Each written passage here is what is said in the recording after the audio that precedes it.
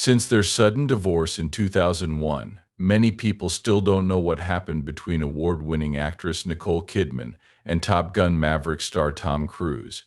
Many have given different reasons for their breakup, such as cheating. Now, Nicole Kidman has finally spoken out, telling the hard truth about her marriage to Tom Cruise and how the Scientology Church ruined it. Tom first saw Kidman in 1989, playing the young wife of a Navy officer in Blood Calm. The young actress was trapped on a yacht in the middle of the Pacific Ocean. She was just starting to become known internationally at the time, having been in a number of Australian films and miniseries since her first role in 1983. Tom was reportedly so impressed by her performance that he asked director Tony Scott to cast her as his love interest in the movie Days of Thunder. The two met again on the set of Days of Thunder in 1989, and their on-screen chemistry quickly turned into a real-life relationship. Tom Cruise had already split up with his first wife Mimi Rogers and was in the process of finalizing the divorce. Although neither partner would say what caused the split, there were rumors that Tom was leaving Rogers because he was thinking about becoming a monk. However, this turned out to be false when he started dating Nicole Kidman a month after meeting her. The 23-year-old actress fell hard for Cruise, who was already a superstar at age 28, having starred in a number of blockbuster movies and was already a big name in this. As with most Hollywood relationships, the Coup's relationship quickly became public when they started showing up to red carpet events together, holding hands and talking positively about each other in interviews. Once Tom's divorce was finalized, the couple got married in December 1990, just a few months after they started dating.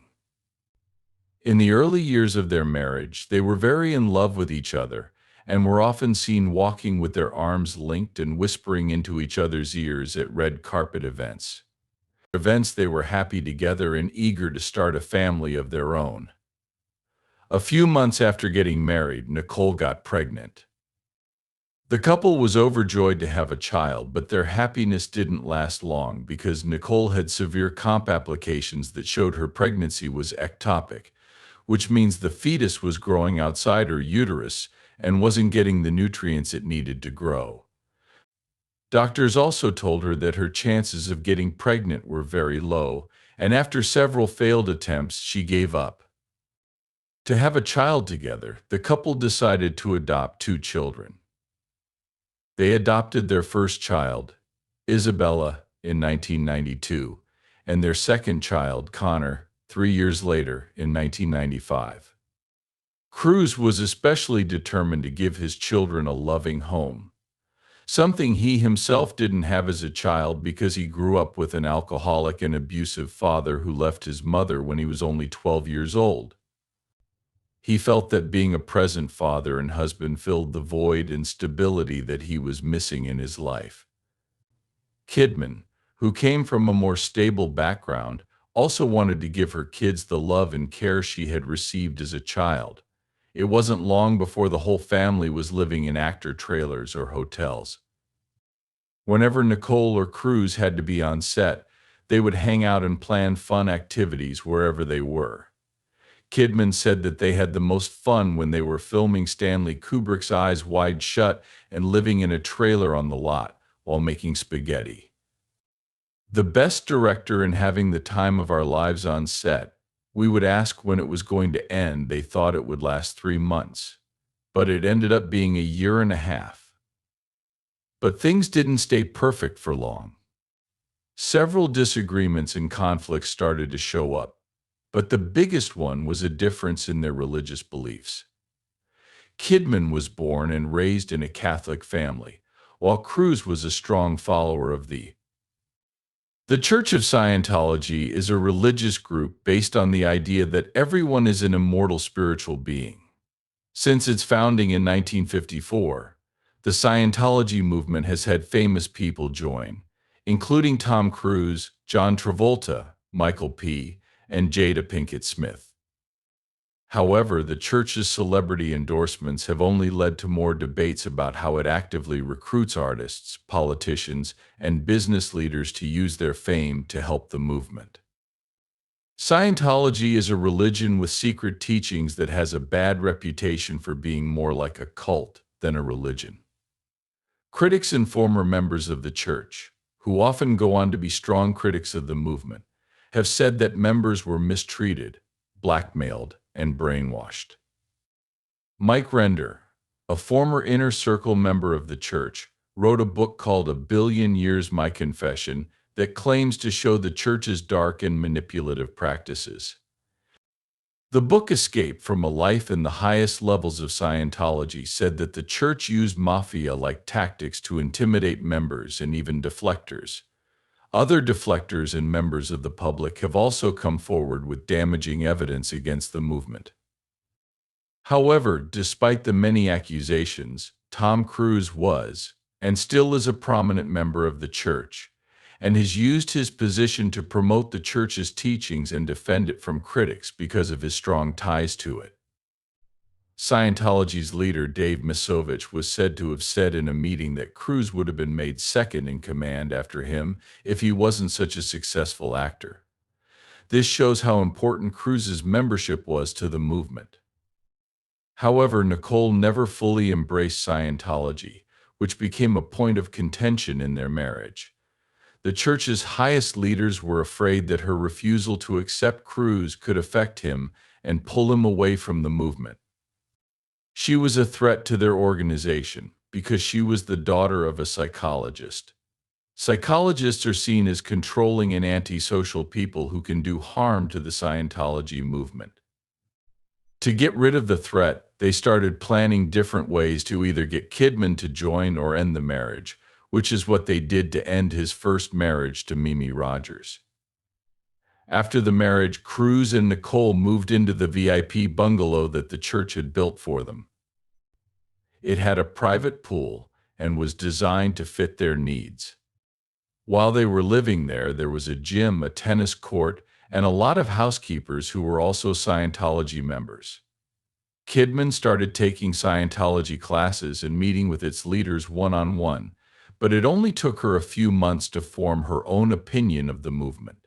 Time magazine's 1991 expose on the church's racketeering and shady internal records also had an effect on her, and she slowly began to move away from its teachings. It was still early in their marriage, and Tom was completely smitten. It wasn't hard to get him to stop going to Scientology events, too.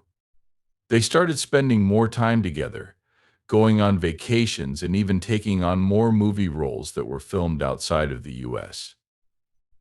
In 1995, the couple bought a $1 million villa in Sydney, where they spent the summers with their kids. They were both having great careers, winning Golden Globes, and Tom even getting a nomination for an Academy Award for his role in Jerry Maguire that same year. In 1996, he produced the movie. The first movie in his blockbuster Mission Impossible series broke box office records and made over $570 million worldwide. The next year, the couple was cast as romantic partners in Eyes Wide Shut, a psychological drama that took over 15 months to film. This further distanced Cruz from his regular Scientology services and auditing, and other church leaders began to worry that they would lose the movie star, whose membership was being questioned. They planned to bring him back into the movement. First, they used his assistant, a devout Scientologist whose loyalty lay with the church rather than Cruz. He was planted as a mole, and his job was to start a fight between the couple without making it too clear that he was trying to break them up. But the church elders didn't stop there. They hired a private investigator to listen in on the conversation, the couple's phones, and give weekly reports that would help the mission. It didn't take long for the seeds to start to grow and have a full effect on the couple.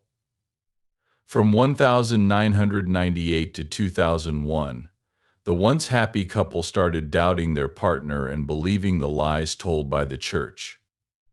The huge amount of pressure from the church and rumors in the press caused Tom to file for divorce in 2001, saying that they could not get back together. The divorce shocked fans all over the world. No one saw it coming, not even Nicole herself. She later told Dar magazine, "I thought our life was perfect. It took me a long time to heal. It was a shock to my system despite their painful divorce." Nicole was very calm during the proceedings. "Even after we were in a bubble, just the two of us, we became very dependent on each other. I was reeling Tom and would have gone to the ends of the earth for him." Nicole also told Red magazine that she felt like she lived most of her life with Tom. She always felt like an extension of Cruz because he was the bigger star at the time. She thought her fame came from being married to Cruz rather than her own work. "I felt I became a star only by association. I didn't think my early movies were very good, which is why I would always cower in the background," she told us every week. "I thought I didn't deserve to be here. We'd go to the Oscars and I'd think I'm here to support him." She thought it was her job to put on a pretty dress and be seen. The actress thought back on her early marriage to Tom and said that being married to him kept her from being sexually harassed or exploited in the business. "I got married very young, but it definitely wasn't power for me. I married for love, but being married to an extremely powerful man kept me from being sexually harassed. I would work, but I was still very much cocooned when I came out of it at 32 or 33. It's almost like I had to grow up regardless," she said. After the breakup, she made big steps forward in her career. That same year, she was cast with Ewan McGregor in the romantic musical drama Moulin Rouge. Her performance was so good that it earned her a Golden Globe and a nomination for an Academy Award. That same year, she played a mother of two who thinks she lives in a haunted house in Alejandro's horror film The Others, which was another box office hit, making $14 million in its opening weekend, and a total of $210 million overall, million around the world. For her role in the movie, she was nominated for several awards, including a Goya Award for Best Actress nomination and her fifth Golden Globe Award nomination. She was so far along in her career that by the end of the year, people were talking about her great performances and the big steps she was taking in the business. The next year, she stars with Meryl Streep and Julianne Moore in another psychological drama called The Hours, for which she again gets more praise. Nicole won her first BAFTA Award, her third Golden Globe Award, and her first Academy Award as Best Actress for her role as Virginia Woolf in the movie. This made her the first Australian to win an Oscar. In 2003, she played the lead role in Lars von Trier's experimental film Deauville. She also co-starred with veteran actor Anthony Hopkins in The Human Stain. Her third movie of the year was Cold Mountain, a war drama in which she plays a young woman who is separated from her lover because of the. Critics praised her emotional performance as the lead character in the Civil War, and she was nominated for a sixth Golden Globe Award as Best Actress. But despite her huge career success after the divorce, Kidman was still very sad about her relationship with her children, Isabella and Connor.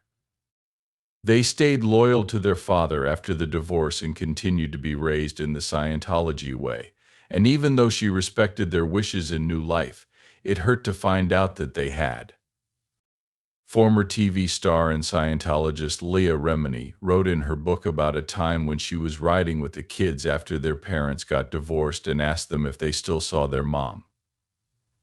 "If I have a choice, our mom is an asterisk king," SP Bella replied. The kids also refused to go to their grandfather's funeral when he died in 2014, and Isabella didn't invite her mom to her wedding in 2016. It was clear that the kids chose their dad. Nicole's career took off after the divorce, making her famous around the world and solidifying her place as one of Hollywood's top actresses.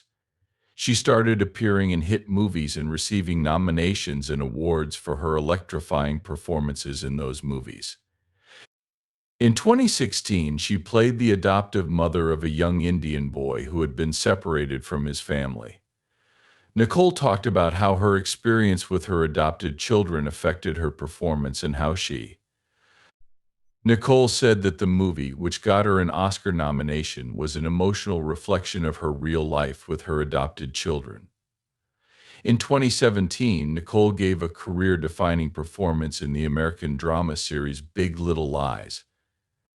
She played a former lawyer and housewife who hid an abusive relationship with her husband, which won her a Primetime Emmy Award for Outstanding Lead Actress in a Series, as well as 2 Golden Globe Awards for her work during the 3 seasons.